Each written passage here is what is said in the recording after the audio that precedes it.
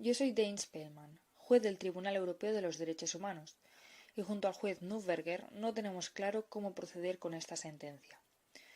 Estamos seguros que la información distribuida en los folletos es totalmente inaceptable, pero nos queda la duda de si de verdad estamos ante un caso de discurso de odio o no. En este caso, el artículo 10 no incluye el discurso de odio.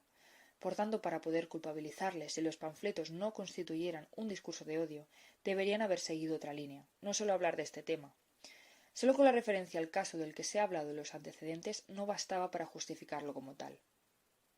Aun así, y teniendo en cuenta lo dicho anteriormente, que los applicants no iban a ese colegio, lo encontramos de suma importancia, aunque no se menciona específicamente la ley sueca como agravante.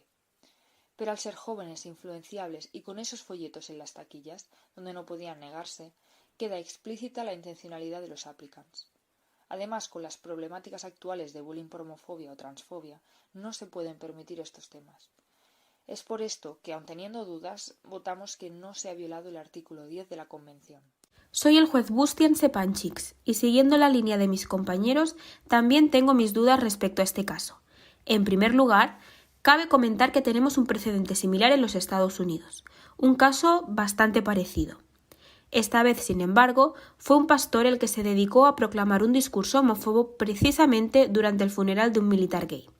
Ahora bien, hay que tener en cuenta que la libertad de expresión en Estados Unidos es mucho mayor que aquí, y que en el caso que nos concierne estamos hablando de un lenguaje mucho menos ofensivo que no nos lleva a un juicio criminal o penal, como podría llegar a pasarnos allí.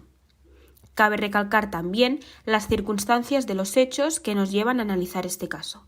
Por lo que se refiere al sermón del pastor, la audiencia podía escoger estar ahí o no. En nuestro caso, en cambio, los alumnos fueron inducidos al encontrarse los folletos puestos en las taquillas del colegio, un espacio en el que tienen que estar sí o sí. Tampoco tuvieron la oportunidad de decidir si cogerlos y leerlos o no hacer nada de eso. Aún así, veo un problema de proporcionalidad con los hechos, ya que es cierto que unas simples palabras no bastan ni son suficientes para juzgar o condenar a alguien. Si en vez de repartir folletos, la información se hubiera publicado en un medio de comunicación, no habría habido juicio criminal. En definitiva, después de sopesar toda la información y dándole más relevancia al contexto en este caso, me decanto finalmente por declinar la petición de los applicants. Soy la juez Judkipska, y en mi caso no tengo dudas respecto a la decisión que voy a tomar.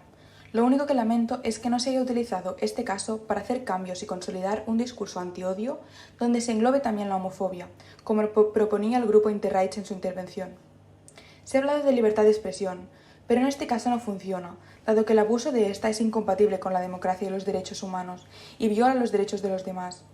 Además, tampoco creo que lo que se escribió en los folletos siguiera las líneas de lo que defiende la Convención, y que según mi punto de vista sí que incita a la violencia a este colectivo, sobre todo la parte en la que habla del VIH. Este, por tanto, según mi opinión, sí que es un discurso de odio e incita a la violencia, negando el sentido a la democracia del país. Lo que se ha experimentado en el último siglo demuestra que, mayoritariamente, el racismo y los extremismos políticos perjudican mucho más a la libertad de expresión que las restricciones. Como dijo Alexander Bickel, este tipo de discurso constituye un asalto, más e igualmente importante, puede crear un clima, un entorno en el que se vuelvan posibles conductas y acciones que antes no eran posibles, donde nada es indecible, nada se puede deshacer. Es por esto que mi voto es no. En este caso no hay una violación del artículo 10 de la Convención.